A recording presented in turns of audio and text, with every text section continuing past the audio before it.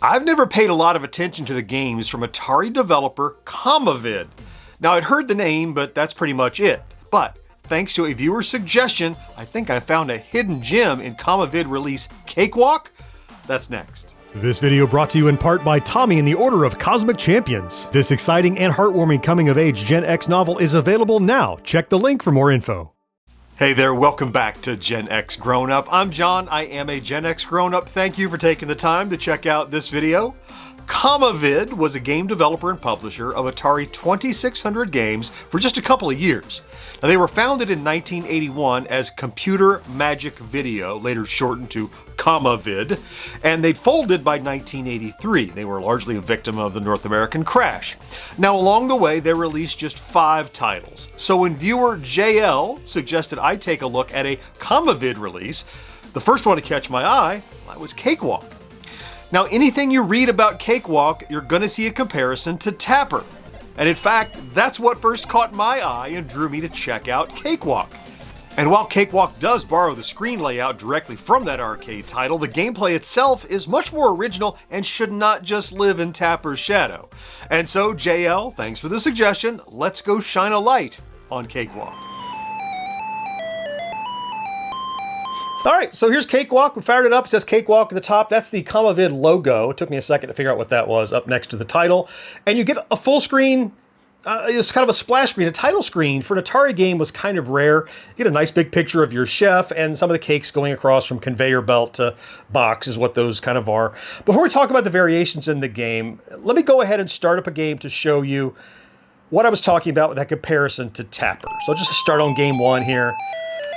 So yeah, you see the conveyor belts here moving across, and of course, things are moving up the belts that I have to catch and not let fall off the end. And that's really where the comparison to Tapper sort of ends, because at that point, it's really more of a management of resources and time with these conveyor belts. So as you see, I can pause a conveyor belt anytime I want, and it pauses for about 4 seconds, and that's it. And then it's going to unpause. Now you can pause it again, but it's going to unpause itself after 3 or 4 seconds, and then that cake's going to continue. And it's up to you to catch all these cakes and not let any of them fall. And if one does fall, then the little janitor comes out to clean it up. During that time, you can still be getting ready for what else is still on the conveyors. You can be pausing things and getting ready with what you want to pick up next. So let me just pause this for a moment then. Let's talk about what we're seeing on the screen. A quick tour of the screen. So the upper left is your score, currently 1900. And the upper right is the number of janitorial cleanups you have left, number of things you can drop before the game ends, essentially. You get 4 of those to begin the game. You can never have more than 4, but you get an extra one every level, you'll see in just a moment. On the right-hand side, that's my little chef, my little baker there, and it's his job to catch all these and move them over. The janitor's at the bottom, and of course, cakes moving from left to right. Now, as far as game options, TV type, color does nothing, color black and white, no pause or anything. There's kind of a pause built into the game. It's only a single-player game, so the left difficulty switch does work. All it really does is, when you start games, if you're in the A mode difficulty or expert, it's going to start on level 4, basically, where the game is much more difficult, so it's going to start there so that you have to work harder earlier, then you can, like, early on kind of like get more points by just playing the easy levels effectively. Now, in addition to cakes that come left to right, sometimes, I'll unpause here, do a little more, sometimes there are some other things that can come across the conveyor belt. Occasionally there's a knife and fork. The knife and fork you cannot touch. Those are bad for you. You can't touch those. Sometimes later then there's a gingerbread man. And unlike the cakes or the knife and fork, they are not fully influenced by stopping the conveyor belt. What they'll do is they kind of dance along. You'll see. I'll show you in a second what they look like. And once you make it past a certain number of items on the conveyor, you get a coffee break. So that's a cup of coffee there. Not only is a coffee a built-in pause, but it also gives you the opportunity to kind of get ready for the next, kind of breathe, get ready for the next level.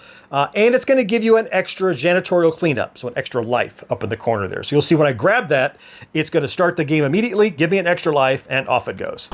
Boop, there's the extra life. So we're just going to pause that.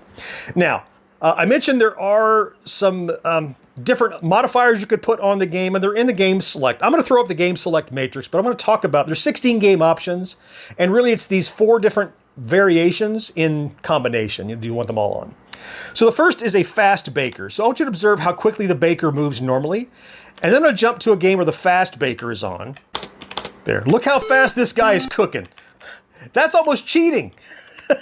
You can really blaze on this, and I think that's too fast. In fact, I don't like to play in that mode. So the next option you can have is what's called pause to box. So I want you to look at how quickly, when you go by a cake, you can just run by it and he drops that in there. However, I want you to look now when I grab a cake, he has to kind of pause briefly to turn around and drop it in the box. So that just makes it a little more difficult because you have to pause at each cake. It stops you automatically. You're not voluntarily pausing. The third thing you can control is the belt speed. Now, not the default speed of the belt, but your ability to influence the belt. Okay, I have that belt speed turned on now, so I want you to look and see, look, I can pull cakes to me, because otherwise control is just up and down and pushing a button if you want to pause the conveyor. But now pulling right on the stick, see how I can pull that cake to you really quickly? Oops, and I dropped one there. So that's the third kind of option. Then there's one more. This is kind of a thing from later in the game that they make an entire game, and that is nothing but gingerbread men. It's like, whoops, all gingerbread men. So I want you to notice that even when the belt is paused, gingerbread men, they're kind of stuck in molasses, but they're not fully stopped. They can still kind of move and kind of dance around, so they're a little more difficult to deal with. Now you'll see gingerbread men in our regular game, oops, but in these variations, you just get to pick, do I want all gingerbread for a bigger challenge? You can certainly do that if you want to. I dropped several gingerbread men there. And the last real thing to know about Cakewalk is the scoring, and it's so simple. Everything you move from the conveyor to a box is 100 points. That's it. There's no progressive scoring. It doesn't get more difficult or challenging or better if you can chain a bunch together. Everything is 100 points. And you're going to get about 20 or 30 items coming across the conveyor belt between each level. After each level, it's going to get progressively more difficult and more challenging. It's a classic arcade game where it's up to you to get the best possible score within the limitations that I think makes it perfect for a Friday play. So let's drop that last guy. Okay. On that, I love that the gingerbread man runs away and the janitor can't even come get him, watch this. It's like, no, he kind of runs away. Okay, I'm going to try a points run, and in fact, the version I'm going to use is game option number 5. So 5 is the ability to speed up the conveyor belt, but it's not super fast. It's not all gingerbread men. It's not pause to box or anything. So it's just that. So game option 5 is what we're going to do. And I invite you. I'm not going to have a great score. It'll be easy to beat. I want you to try this game. I want you to try it for yourself and see maybe what we've been missing. So before I do, I'll remind you of our merch store, of course, at GenXGrownUp.com/merch. You can get cool original designs from all corners of pop culture and media, or our logo mashed up with those cool designs. And you can get them all printed on hats and tees and mugs and pins and stickers delivered right to you. Not only do you get the thing you're looking for, but you help out Gen X Grown Up, and we really appreciate it when you do keep us in mind. Okay. With that, let's get to game option number 5. See how well we can do here with Cakewalk. Wish me luck. So I love the speed up. It's really helpful.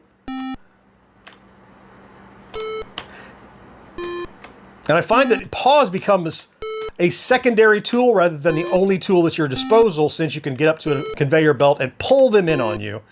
And I think I've done a rough census. I think it's 27 items between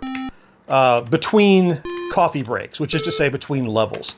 So if I don't miss anything, we should get exactly 2,700 points, and then a coffee break should hit. So let's see how close I am to that estimation. Pause that, get this cake. And there's a small variety of cakes. There's not just one, there's the 26. I bet that's the last one. There it is. So there's that coffee break.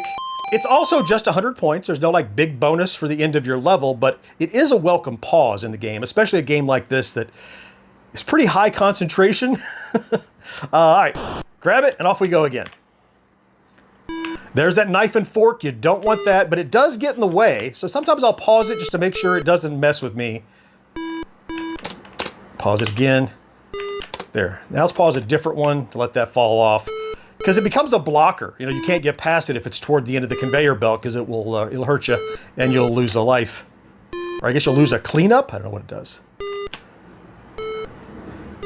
I find that I can usually pretty easily get up to about 9 or 10,000, and then after that, it's quite a marathon. It's quite a strain.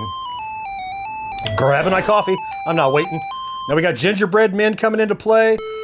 A lot of stuff hitting about the same place. That gingerbread man's a problem. Get him. All right. Whoa, pause you, please. That knife and fork is a problem. Get these. All right.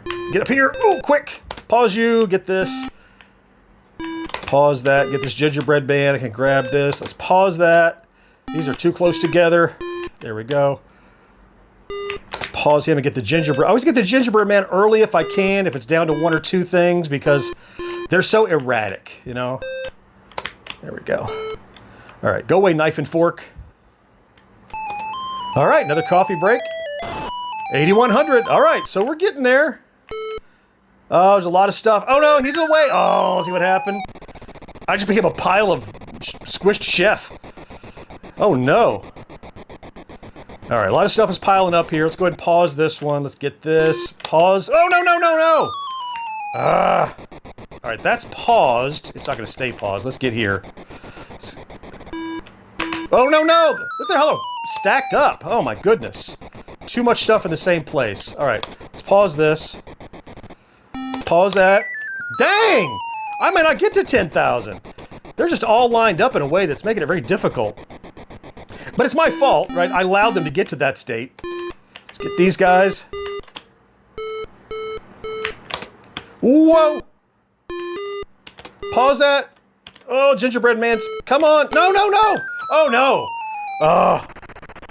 10,300. I think that's it. That's my last cleanup. There you go. It gets pretty tough once you get to 3rd and 4th level. The gingerbread man come. You got multiple cakes coming across. But it's the kind of old classic arcade high score kind of game that it just makes you want to go, that was my fault, right? I could just hit start again and go again. And that's kind of what I'm finding in Cakewalk. So I hope you give this one a try, especially if it's like me, one that you ignored or missed in the past, as Cakewalk from CommaVid.